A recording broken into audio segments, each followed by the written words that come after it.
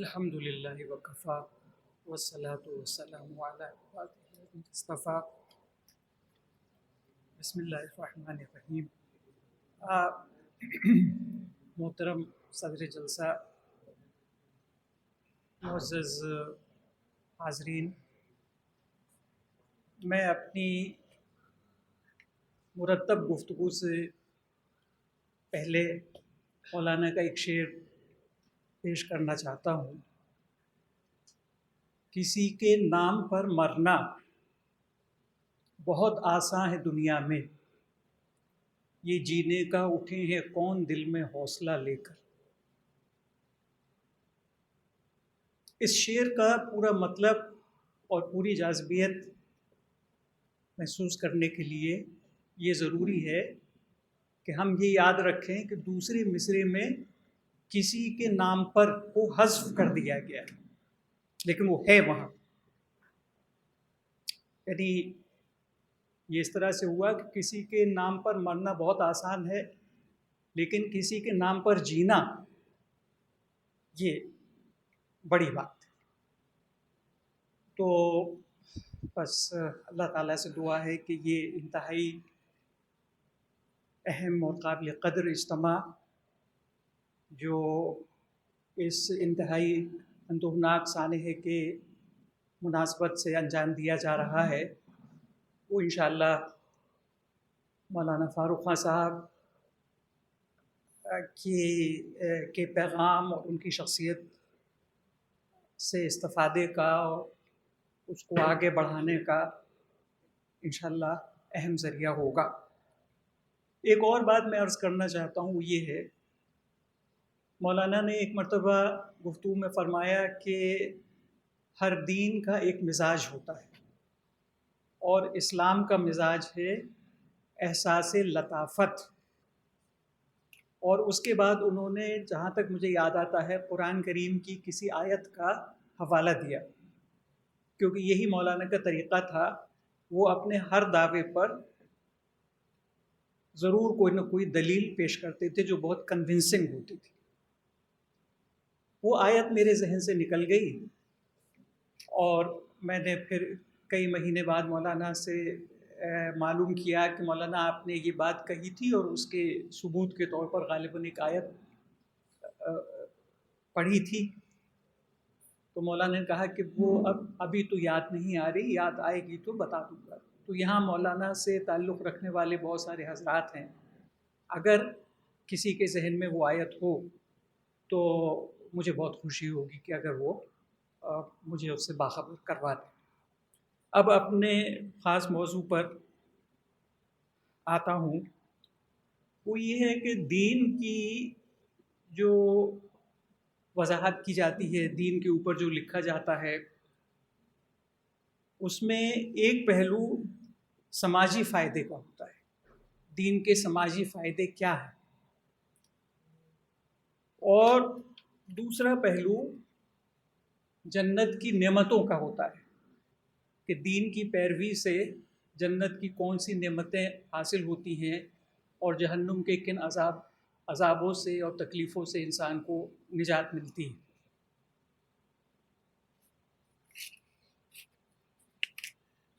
اس معاملے میں جو دنیاوی پہلو ہے، اس میں سماجی فائدے سے زیادہ مولانا کا زور اندرونی اطمینان کے اوپر رہتا تھا کہ دین کے جو مختلف پہلو ہیں ان سے انسان کو اندرونی اطمینان کے کس طرح سے حاصل ہوتا ہے، اور اندرونی اطمینان کے کون کون سے دائرے اور شکلیں انسان کو حاصل ہوتی ہیں. اور جو جنت کی نعمتوں والا پہلو ہے، اس میدان میں مولانا کا زور دیدار الہی پر ہوتا تھا. یعنی جو جنت کی نعمتیں ہیں ان کے پیچھے جو ہے جو دیدار الہی ہے اس پر مولانا کا زور ہوتا تھا. تو اگر ہم غور کریں تو یہاں پر مولانا کا جو بنیادی حوالہ رہتا تھا دین کے مطالعے میں، دین کی وضاحت میں، وہ بنیادی ریفرنس ان کا حقیقت کی سطح کے اوپر ہوتا تھا. حقیقت یعنی کسی چیز کی بالکل آخری جو مطلب ہوتے ہیں، جو اس کے انتہائی بنیادی مطلب ہوتے ہیں، جو اس کے جامع مطلب ہوتے ہیں، اس حقیقت پر مولانا کا زور رہتا تھا. اور اس لحاظ سے جو دنیاوی پہلو ہے جس میں سماجی فائدوں کا زیادہ ذکر کیا جاتا ہے، اور مولانا جس میں اندرونی اطمینان پہ زیادہ زور دیتے تھے، وہاں پر مولانا کی تصانیف سے واضح ہوتا ہے کہ جو زندگی کی حقیقت ہے، جو حیات کی حقیقت ہے، وہ اعلیٰ قدریں ہیں. زندگی کی اور حیات کی اصل حقیقت اعلیٰ قدریں ہیں.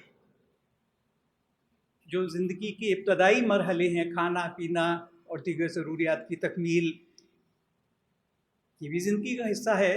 سماجی فائدے بھی زندگی کا حصہ ہیں، لیکن زندگی کی جو حقیقت ہے وہ اعلیٰ قدر ہے، اور اسی کا نام دین ہے. تو اس لحاظ سے زندگی کی جو حقیقت ہے وہ اعلیٰ قدریں ہیں. الٹیمیٹ ریئلٹی زندگی کی، انسانی زندگی کی الٹیمیٹ ریئلٹی انسان کی اعلیٰ قدریں ہیں، اور اعلیٰ قدروں کی ہی دوسری تعبیر دین ہے. تو اس لحاظ سے دین انسانی زندگی کی حقیقت کا نام ہے. انسانی زندگی کی حقیقت کا اعادہ ہے دین. اور اس کی ظاہری کہ قرآن کریم سے بہت مشہور و معروف آیت ہے کہ فطرت اللہ التی فطر الناس علیہا، اعوذ باللہ من الشیطان الرجیم، فطرت اللہ التی فطر الناس علیہا لا تبدیل لخلق اللہ ذالک الدین القیم. اس میں وضاحت سے یہ بات سامنے آتی ہے کہ جو دین ہے، جو سچا دین ہے، جو درست دین ہے، وہ یہ ہے کہ وہ فطرت ہے جس فطرت کے مطابق اللہ نے تخلیق کیا ہے انسان کو اور کائنات کو. تو انسان کی اور زندگی کی جو حقیقت ہے، جو کہ میں نے عرض کر دیا کہ زندگی کی اعلیٰ قدریں زندگی کی حقیقت ہے، تو ان اعلیٰ قدروں کو ہی دین کے شکل میں اللہ سبحانہ تعالیٰ نے انبیاء کے ذریعے سے ہم تک پہنچایا. اسی طرح سے جو دین ہے، اس کی حقیقت کیا ہے؟ تو دین کی ایک حقیقت جنت کی نعمتیں ہیں. چنانچہ اسلام کی بہت ساری تعلیمات کا بہت سارے حضرات، بہت سارے حلقے ایسے ہیں جہاں جنت کی نعمتوں کا اور جہنم کی تکلیفوں سے نجات کا پہلو ان الفاظ میں اس حوالے سے دین کی وضاحت کی جاتی ہے، اور وہ بڑی مؤثر ہوتی ہے، بہت اہم ہے. لیکن وہاں پر مولانا کا زور دیدار الہی پر ہے. اور تو ہم یہ کہہ سکتے ہیں کہ دین کی جو حقیقت ہے، حیات کی حقیقت دین، اور دین کی حقیقت تزکیہ اور تقرب، انسان کی انٹرنل گروتھ. ہر رتب و یابس انسان کی نہیں، بلکہ انسان کی جو اصل حقیقت ہے، احسن تقویم، یہ انسان کی اصل حقیقت. انسان اس سے بغاوت بھی کر سکتا ہے، اسفل سافلین بھی بن سکتا ہے، اس کی تکمیل مراد نہیں ہے، بلکہ جو انسان کی اصل حقیقت ہے احسن تقویم، اس کی نشو و نما، اس کی بڑھوار، اس کی گروتھ، یہ تزکیہ ہے. اور اسی کا جو دوسرا رخ ہے اسی تزکیے کا، وہ تقرب الہی ہے. جس طرح سے کہ ایک سکے کے دو رخ ہوتے ہیں، اسی طرح سے یہ ایک ہی سکے کے دو رخ ہیں. انسان کا تزکیہ، اس کی اندرونی نشو و نما، اور تقرب الہی، اللہ سبحانہ تعالیٰ سے ایک ذاتی اور محبت کا تعلق، و پوری اللہ کی معرفت اور اللہ کا راضی ہونا انسان کے ساتھ. یہ سب چیزیں تقرب میں شامل ہیں. تو مولانا کے بنیادی حوالے یہ دو تھے. دنیاوی دائرے کے اندر اعلیٰ قدروں کا حصول اور قلبی اطمینان، اور اخروی اور دینی دائرے کے اندر تزکیہ اور تقرب الہی. اس کے وسیلے کے طور پر مولانا نے 3 چیزوں پہ زور دیا، وہ بھی قرآن کریم کی مشہور آیت ہے، تلاوت آیات، تعلیم کتاب اور تعلیم حکمت۔ اس سے انسان کو حقیقت کا پتہ چلتا ہے، اس سے انسان کو دنیاوی دائرے میں اعلیٰ قدریں اور اطمینان قلب حاصل ہوتا ہے، اور اخروی دائرے کے اندر اور دینی دائرے کے اندر اپنا تزکیہ اور اللہ کا تقرب حاصل ہوتا ہے، اللہ کی رضا اور رضوان حاصل ہوتی ہے۔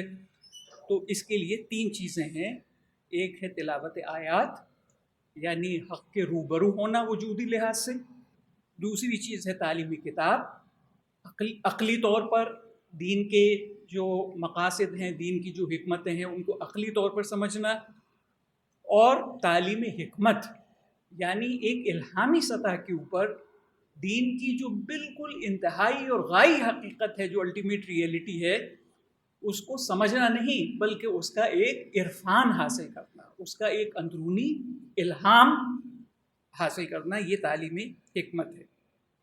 تو تعلیم کتاب کے کوریلیٹ کے طور پر ہم فلسفہ و کلام کو لا سکتے ہیں، اور تعلیم حکمت کے کوریلیٹ کے طور پر ہم تصوف کو اور صحبت کامل کو لا سکتے ہیں۔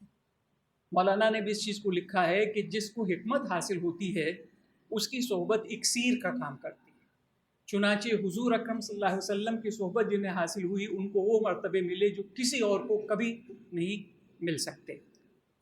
تو ہم تعلیم کتاب کے کوریلیٹ کے طور پر فلسفہ و کلام کو لا سکتے ہیں، اور تعلیم حکمت کے کوریلیٹ کے طور پر تصوف اور صحبت کامل کو لا سکتے ہیں، اور ظاہر ہے کہ تلاوت کے کوریلیٹ کے طور پر ہم تمام جو اسلامی عبادات ہیں اور احکامات ہیں ان کی پیروی کو ہم لا سکتے ہیں۔ آخر میں ان چند کتابوں کا ذکر کرنا چاہتا ہوں جن سے کہ مولانا کے ان پہلوؤں کو، ان بنیادی حوالوں کو کہ ثانوی سطح، سیکنڈری اور ٹرشری سطح ان کا ریفرنس پوائنٹ نہیں رہا، بلکہ الٹیمیٹ جو ریئلٹی ہے، چاہے وہ دنیا کی زندگی ہو، چاہے وہ دین ہو، اس کی جو الٹیمیٹ ریئلٹی ہے وہ ان کا ریفرنس رہا۔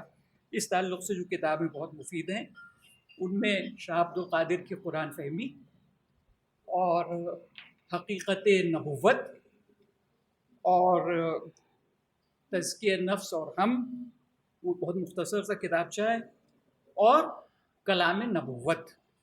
تو کلام نبوت ظاہر ہے کہ ایک ضخیم تصنیف ہے، اور الحمدللہ میری یہ کوشش رہی کہ اس میں جو موضوعات مجھے بہت اہم لگے ان کو میں نے مائی صفحے کے نوٹ کر لیا، تو ایک انداز کی ایک انڈیکس کلام نبوت کی الحمدللہ میرے پاس ہے۔ کوشش میں کروں گا، اور امید ہے کہ ادارے سے بھی مدد ملے گی کہ وہ انڈیکس سامنے آ جائے، جس سے ہمیں بسہولت کلام نبوت کے جو خاص پہلو ہیں ان سے استفادے کی میں ہم کو مدد ملے۔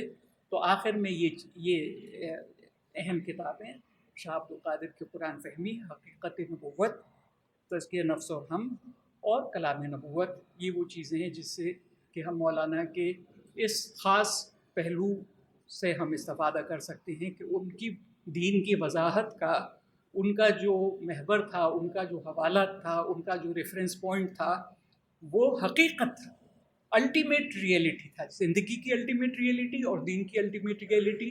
زندگی کی الٹیمیٹ ریئلٹی جو اعلیٰ قدریں اور اندرونی اطمینان سے عبارت ہے، اور دین کی الٹیمیٹ ریئلٹی جو کہ تزکیے اور تقرب الہی سے عبارت ہے۔ وآخر دعوانا الحمد للہ رب العالمین۔